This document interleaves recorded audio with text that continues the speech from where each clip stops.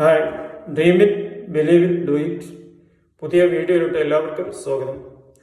ജീവിതത്തിലെ പാഷൻ കണ്ടെത്തി ഡെസ്റ്റിനിയിലെത്താനുള്ള വഴികളും ഫോർമുലാസും ടിപ്സും സ്റ്റോറീസുമാണ് ഇത്തരം വീഡിയോകൾ നമ്മൾ ചർച്ച ചെയ്തുകൊണ്ടിരിക്കുന്നത്. ഇത്തരം വീഡിയോ ലഭിക്കാൻ ഈ ചാനൽ സബ്സ്ക്രൈബ് ചെയ്യുക. ഇന്ന് നമുക്ക് ഒരു പുതിയ ടിപ്സുമായി കടന്നു വരാം. ഒരു മരം വെട്ടുകാരൻ ജീവിച്ചിരുന്നു. അദ്ദേഹം സ്ഥിരം തൻ്റെ കോടാലിയുമായി കാട്ടിൽ പോയി ആവശ്യമായ മരം വൈകുന്നേരം വരെ അധ്വാനിച്ച് ഒരു ചുമടുമായി കൊണ്ടുപോയി മാർക്കറ്റിൽ വിൽക്കുന്ന ആളായിരുന്നു. അതായിരുന്നു അദ്ദേഹത്തിന്റെ ഉപജീവനമാർഗം.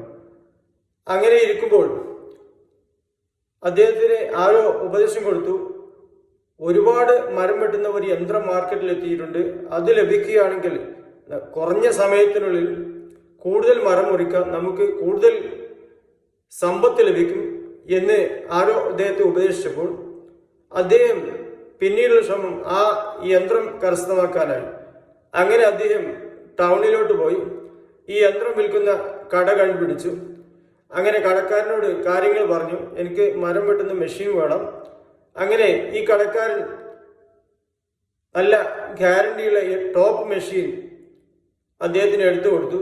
അദ്ദേഹത്തിന് പ്രവർത്തനം കാണിച്ചു കൊടുത്തു. അദ്ദേഹത്തിന് മനസ്സിലാകുമെന്ന് മറ്റൊരു വിഷയമാണ്. അങ്ങനെ ഇദ്ദേഹം വളരെ സന്തോഷത്തിൽ വീട്ടിൽ ചെന്ന് പിന്നീടുള്ള ദിവസങ്ങളിൽ ഈ മെഷീനുമായിട്ടാണ് കാട്ടിലോട്ട് പോയത്. പക്ഷെ കാട്ടിലോട്ട് പോയിട്ടും അയാൾക്ക് ഈ മെഷീന്റെ ഓപ്പറേഷൻ അറിയാത്തതുകൊണ്ട് അദ്ദേഹം എന്തൊക്കെയോ കാട്ടിക്കൂട്ടും, പക്ഷേ ഇറ്റ് ഈസ് നോട്ട് വർക്കിംഗ്. എന്തിനേറെ പറയുന്നു, അദ്ദേഹത്തിന് ഈ മെഷീന് അപകടം വരെ സംഭവിച്ചു. രക്തമൊലിച്ചുള്ള അവസ്ഥ വരെ അദ്ദേഹത്തിനുണ്ടായി. അങ്ങനെ ഇദ്ദേഹം മനസ്സിലാക്കി, ഇത് എന്നെ പറ്റിച്ചതാണ്, ഈ യന്ത്രം തന്നെ ഇത് വർക്കബിൾ ആവില്ല എന്ന് മനസ്സിലാക്കി അദ്ദേഹം ഈ കടയിലോട്ട് തന്നെ ഈ മെഷീൻ കൊണ്ടുപോയി കൊടുത്തു. അപ്പൊ കടക്കാരൻ ഇതിന് പരിശോധിച്ച് ഇതിനൊരു കുഴപ്പമില്ലല്ലോ എന്ന് പറഞ്ഞു. ഇത് തീരെ കൊള്ളില്ല എന്നാണ് ഈ മരം വെട്ടുകാരൻ പറഞ്ഞത്. അങ്ങനെ ഇയാള് കടക്കാരൻ ഇതിന്റെ മോട്ടർ ഒന്ന് ഓണാക്കി. ഭയങ്കര ശബ്ദത്തോടെ ഘർ എന്ന സൗണ്ട് കേട്ടപ്പോൾ ഈ പാവപ്പെട്ട മരം വെട്ടുകാരൻ ഞെട്ടിത്തെറിച്ച് ഓടാൻ ശ്രമിച്ചു. എന്തോ ഒരു ഭീകര ശബ്ദം കേൾക്കുന്നത്.